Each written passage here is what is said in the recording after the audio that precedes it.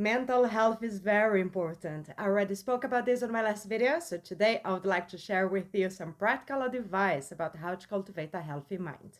When you want to improve something in your life, it is good if you can acknowledge what is the problem first so you can have clear goals. And I can tell you a few things about your mind that can help with that. Your brain does not know the difference between what is real and what is imaginary, and your mind is hardly ever in the present moment.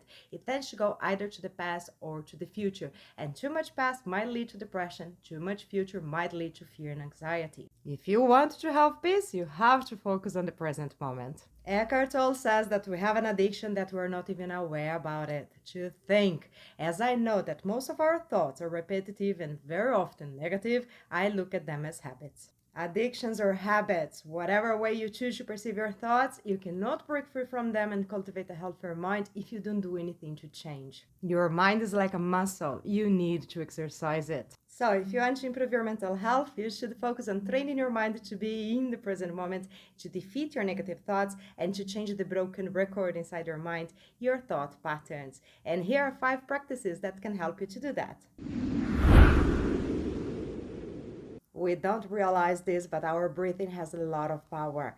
Pay attention when you experience a negative emotion. As a way of suppressing your feelings, there are good chances that either you hold your breath or you breathe only with the upper part of your lungs. Everything is connected. Your mind, your emotions, your energies in your body. What happens in one affects the other. In first aid, hyperventilation is seen as an emotional response, and the way to handle it is to help people to control their breathing, because that will help them to control their emotions as well. I've been to India to learn pranayama, which is the conscious practice of breathing exercises, and I was surprised to find out that some of them can even lower or increase your blood pressure. You can simply practice conscious breathing, counting the time you take to inhale and exhale. For example, inhale in 4, exhale in 8. Or you can practice more advanced techniques like the alternate nostrils and ocean breath. Do some research about pranayama, and I'm sure you'll find a breathing exercise that you like and that will help you to calm down your mind. Just pay attention how they can affect your blood pressure in case you have this kind of problem. Usually people think that physical activities are beneficial only for the body, and that's not true. There are huge benefits for the mind as well. Remember when I said that your mind is like a muscle that needs to be exercised? To run a marathon, besides physical preparation, you need to have mental strength, discipline, determination, and focus. So basically, you'll be exercising your prefrontal cortex as well. I'm not telling you to run a marathon, but it is a good idea to have goals for your physical activities so you can exercise your mind as well. When I studied theater, one of the first things the teacher said was, your body, the house where you don't live. I don't know if you noticed that when people are lost in their thoughts, they look far away, and it is visible that the mind is not inside the body. So, physical activity is a good way to bring your mind into your body and to train your focus in the present moment, because if you don't manage to do that, it will be very hard to learn and practice any kind of physical activity. More than 90% of your thoughts are repetitive, and most of the time they're negative. To change this, you need to break the pattern, and a good way is to do a download of new ways of thinking. Reading can help you a lot with that, and I'm not talking about reading romance or fiction. I'm talking about reading books that can help with your problems, self-help books. The knowledge contained in them will help you to shift your perspective about the things you struggle with. Besides, when you read, you enter an altered state of consciousness. The more relaxed you are, more the information sinks into your subconscious mind, which will help you to reprogram your mind faster. And it's also very important that you read books that you identify with and that speak your language. The bigger the connection you feel towards the content, more impact it will have on you.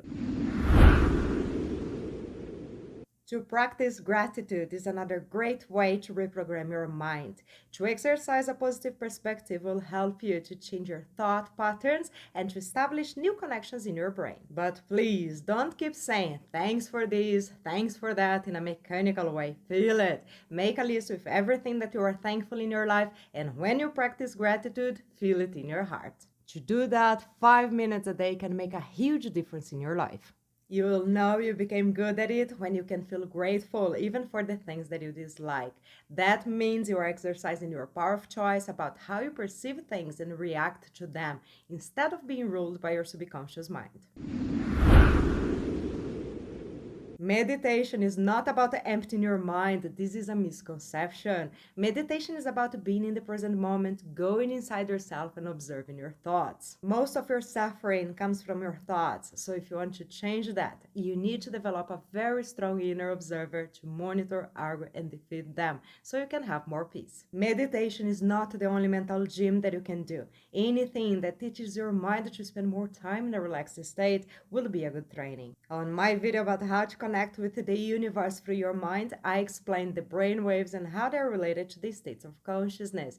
Stress and anxiety only happens when you are in a normal awake state, when your brain is operating in gamma and beta waves. Alpha and theta waves are known as trance states. You go through them every day, you just don't pay attention. It is a focused and relaxed state where you lose the perception of time. The same you feel when you read, watch TV, or do some sort of artistic activity. So, now that you know that, choose any kind of activity that you can practice consciously these trance states, because stress, fear, and anxiety do not exist when your brain is operating in alpha and theta waves. There is a sound technology that might help with that as well. It is called binaural beats or brain sync, which are music that can induce your brain into any state of consciousness that you desire. You can find them on the internet, so just put your headsets and choose the frequency that you want your brain to operate. If you want to understand better the brain waves and have more ideas about how to train your mind, you should watch this video here. I really hope these 5 practices can help you to gain control over your thoughts so you can cultivate a healthier mind. Thank you so much for watching and see you next time.